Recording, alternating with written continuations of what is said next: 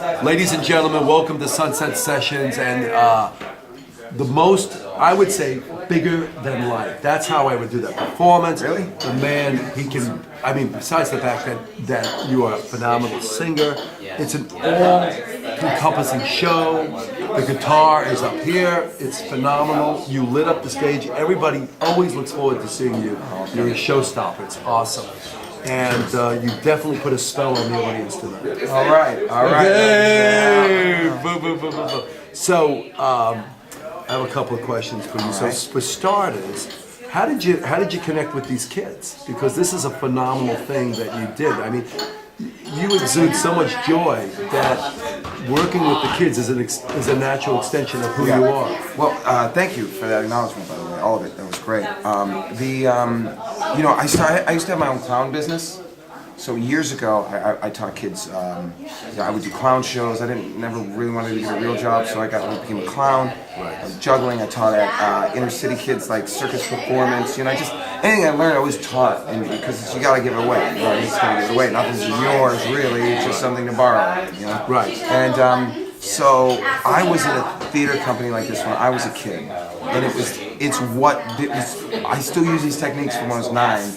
Now, and it's great because I met my friend.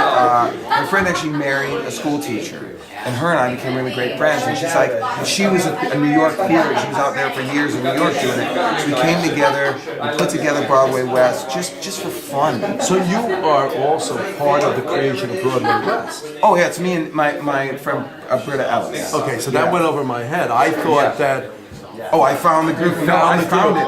Oh, well, this is extraordinary. Okay, because twice a year. Well, you with everything you do, you exude joy, and so the fact that you found the Broadway West is extraordinary because it is an extension of you, so it makes total sense. Yeah, totally. And I gotta say, like being on the panel with you today was super great. So I love what you had to say, and I was really paying attention.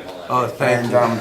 Which is something I can get lost in not doing. But anyways, I'm sorry. I just wanted to say this one thing about we are in especially as a musician, we're in a very me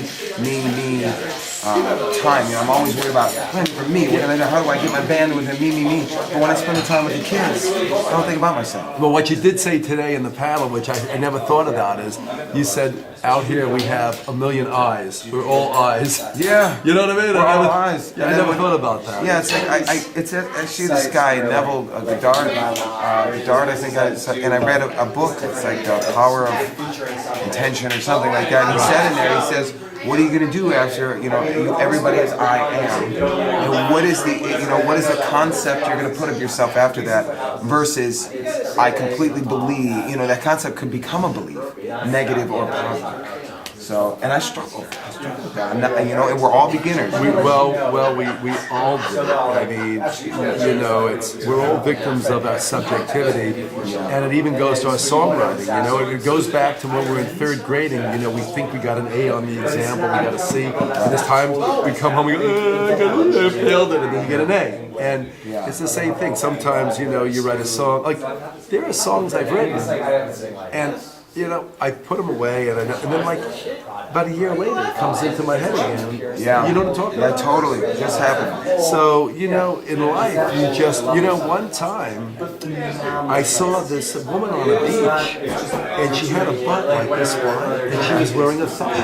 Now, if she thought that she looked good in that thong, I mean, we all play tricks on each other. No, but if she wants to be wearing that thong, God bless her. More power to her. More power to her. I mean, who am I to judge? But the thing is, sometimes I wonder, I'm in my own.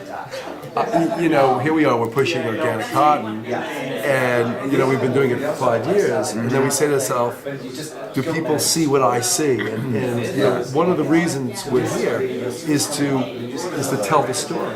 Right. And the story. I don't have to tell you the story.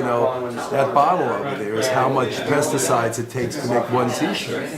And 7 out of 10 of these pesticides are known likely or probable human carcinogens, according to the EPA. And the farmers get sick, and the runoff contaminates the water supply, on and on and on and on. it's funny because I was watching a seminar with Cafe Gratitude folk, and they were talking about a similar thing about eating organic. And they were saying with organic eating, about a lot of people say, well, it's a little bit more money. But if you look at the cost in a whole, what this is doing to people in the medical bills, and Right. it costs much more to the world as a whole, but we get stuck in the Right. self. My wife, this is amazing. My wife and I always say that you can be part of the sickness industry or you can be part of the wellness industry. Yeah. So if you get sick, you're going to give it to the doctors later anyway. Right. If you eat a little healthier, it may be your insurance policy. Look, there's no guarantees in life, but it's why would you eat something with a bunch of crap in it when you have a choice not to? And we've been, by the way, Julia and I have been going down to Cafe Gratitude, the one down in Larchmont Village, and we've been eating down there a few times. Fantastic. Get the I am whole.